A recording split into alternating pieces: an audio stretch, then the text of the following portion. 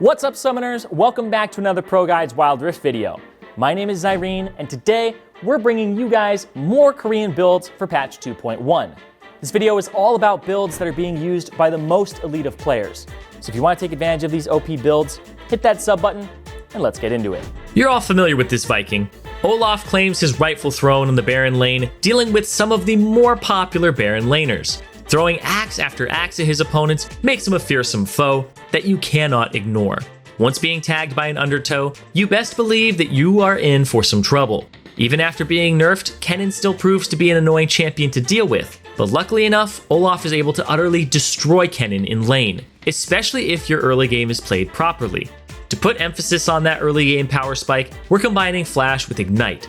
In addition to that, we're taking Conqueror and Brutal for the lane synergy, with Hunter Titan and Genius to snowball from lane. For items, build Trinity Force, Sterix Gauge, Lucidity Boots with Glorious Enchant, Deadman's Plate, Spirit Visage, and Randuin's Omen. Depending on the damage type you're facing, you may want to swap out armor items for additional magic resistance items, such as Adaptive Helmet. Once you enter the later stages of the game, you can also consider getting yourself a Zeke's Convergence, or even a Protector's Vow to offer additional utility. That way you aren't only just running in, but also buffing your teammates. Especially later on, the bonus damage and slow from Zeke's will outweigh the more selfish tank items. However, every game will be different, and you'll have to adapt to the situation when choosing your last items. Next up on the list comes the rabble-rouser, Gragas. He is particularly known for his ability to be annoying in lane with his barrel rolls. Combining that annoying poke with his passive sustain from Happy Hour makes it hard to deal with him. But there's more. Gragas' ability, Drunken Rage, increases his durability by granting him up to 19% damage mitigation on a 4.5 second cooldown, by the way. You might think that's it, but there is still more. Drunken Rage's bonus damage on hit can be combined with Body Slam, giving him access to targets that are further away. In lane, he can easily farm from range while poking the enemy simultaneously. As the game progresses, he becomes a monstrous disruptor. A disruptor is someone who stops the flow of the fight, and thanks to Gragas' ultimate ability, this is done super easily. What makes Gragas so versatile is that he can be used as a primary engager and a peeler for the team, which is pretty neat, isn't it? For runes, you'll take Electrocute, Brutal, Second Wind, and Sweet Tooth. As for items, we're gonna rush Liandry's Torment, then Lichbane, Lucidity Boots with the Stasis Enchant, Infinity Orb, Rabadons, and Void Staff. This build is gonna deal some serious damage in a team fight, trust me. And before we look at the next build, make sure to join our Wild Rift community Discord in the comments below. We've got a great community there that loves interacting with each other. And if you want to know everything about Wild Rift, then make sure to like and subscribe to receive all there is and will be. Risen from the shadows once more, Zed is back, whether you like it or not. Walking through the river, not thinking of anything bad, and suddenly bam! We're back in the fountain, waiting to respawn. That's what assassins do best, and Zed does it magnificently. Zed is known for his absurd amount of damage in very short time frames, and the fact that Mortal Reminder is still OP makes it even worse to be on the receiving end. In laning, it's very important to be patient as Zed. We do not want to lose a lot of HP early on. Losing some CS and only getting the proximity gold is completely fine, as long as we're getting the experience. The moment we have access to all of our basic spells, we can start to really threaten the enemy laner. Poke with quick combos, and if the enemy chooses to stay, you can kill them with ease, using your summoner spells, Flash, and Ignite. Once we start snowballing, there is very little that can stop us, and you already know where we're headed, killing dragon laners. This sounds fun, right? At least for us.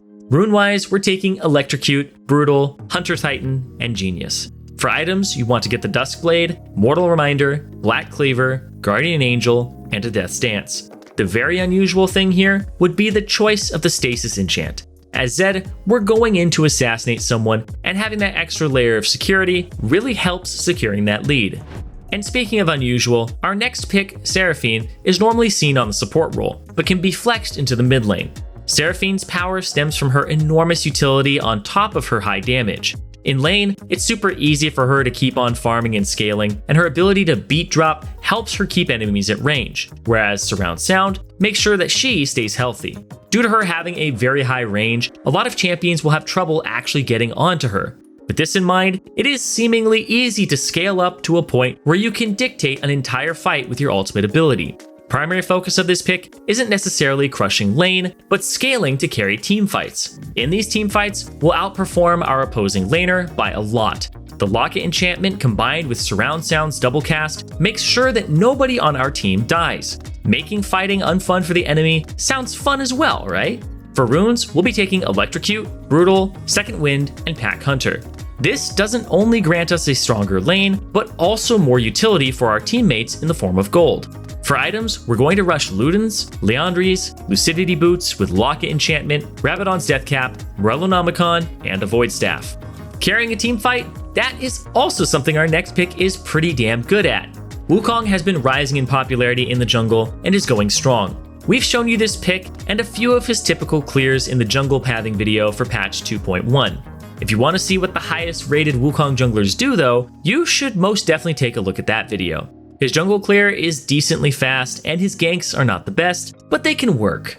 Wukong's true potential shows inside skirmishes and team fights. Similar to Gragas, he can be a disruptor as he changes the flow of a fight completely, utilizing his ultimate ability. Taking the runes Conqueror and Triumph help him stay healthier, whereas Hunter Titan and Mastermind combined contribute to his snowball. For items, we want to rush Yomu's Ghostblade and Mortal Reminder if we're snowballing. Otherwise, we're going to skip Mortal Reminder until later and build Black Cleaver instead. Guardian Angel, Spirit Visage, or an armor item, if required, will nearly complete the build. Adding items such as defensive boots and a Locket enchantment grant us additional utility and finish the build. Moving on to our last build for the jungle, Jarvan is your guy to get things started. His flag and drag combo consists of throwing down the Demacian standard and pulling himself to it using Dragon Strike. His desired mode is to jump into the enemy and keep them occupied so his team can catch up and kill them. His clear is okay, but his ability to gank is outstanding. When approaching an enemy laner from behind, he can just walk closer and closer until the enemy has no more space to maneuver in. This puts a lot of pressure on the enemy laner and is very likely leading to him using a summoner spell to escape. But don't worry, he isn't going to get away. Thanks to our foresight and planned out strategy, we still have our flag and drag ready to respond to his summoner spell usage. Unique here is that we actually don't take flash as a summoner spell, as we do not need it thanks to our combo. We'd rather pick up the summoner spell heal to increase our strength in 2v2 situations. For runes, we want to take Conqueror, Brutal, Hunter Titan, and Mastermind. As for items, we want to rush Black Cleaver, Steric's Gauge, defensive boots with Righteous Enchant, Dead Man's Plate, Spirit Visage, and Randuin's Omen. Similar to Olaf, you can build another supportive item for your last item slot to be more valuable to your team. Next up is the Dragon Lane. But let's start with the Marksman builds. Draven is a very overbearing Dragon Lane champion. His goal is simple. He wants to snowball as much and as hard as possible. The damage of his spinning axes makes him a very scary all-in champion that can simply run at you and attack you to death. To make sure that you're even more powerful, you should take Flash and Barrier as your summoner spells. What makes him even stronger than that is the fact that he can opt into a lot of lifesteal, which allows him to consistently duel people and win. Winning for Draven means more gold than anyone else. League of Draven. Lovely. Taking Draven's goals into perspective make it very easy to choose runes. You want to take Conqueror, Champion, Spirit Walker, and Sweet Tooth. For items, you want to rush Bloodthirster, Blade of the Ruined King, Gluttonous Boots with Quicksilver or Stasis Enchant, Death's Dance, Spirit Visage, and Guardian Angel. Spirit Visage synergizes very well with the lifesteal we have, as well as giving us additional sturdiness. However, if you do want more damage, you can remove Spirit Visage and Guardian Angel and put in Infinity Edge and Mortal Reminder. Xayah will be wrapping up our marksman builds. Xayah as a champion is teamfight oriented. She has a decent laning phase, and she loves team fights in which the enemy is running at her. When you're running at Xayah, you're giving her the opportunity to shoot feathers through you. They remain in that position for some time, till they either disappear, or she calls them back. When they're called back with Blade Caller, they deal crazy amounts of damage to all champions hit. So be mindful on how to utilize those feathers properly. For runes, we go Conqueror, Gathering Storm, Spirit Walker, and Mastermind. Itemization-wise, we want to build Infinity Edge, Rapid Fire Cannon, Gluttonous Boots with either the Quicksilver or Stasis Enchant, Phantom Dancer, Bloodthirster, and Mortal Reminder. Our next champion on the Dragon Lane also happens to be Xayah's boyfriend. How convenient. Rakan is an all-in engaged support that, similar to Xayah, unleashes his full potential inside of teamfights. The quickness allows him to charm people that he's running or dashing through. He might sequence the quickness into the grand entrance to increase the duration of crowd control. Combining this with Xayah's feathers or any other AoE ability is an absolutely overpowered combo. For runes, you want to either take Font of Life or Aftershock. This choice is depending on how much burst the enemy team has. In addition to that, you want Weakness, Loyalty, and Pack Hunter. For items, you want to get Zeke's Convergence, Protector's Vow, Lucidity Boots with Locket Enchant, Dead Man's Plate, Abyssal Helmet, and a Randuin's Omen. And the last champion on our list today is going to be Lulu.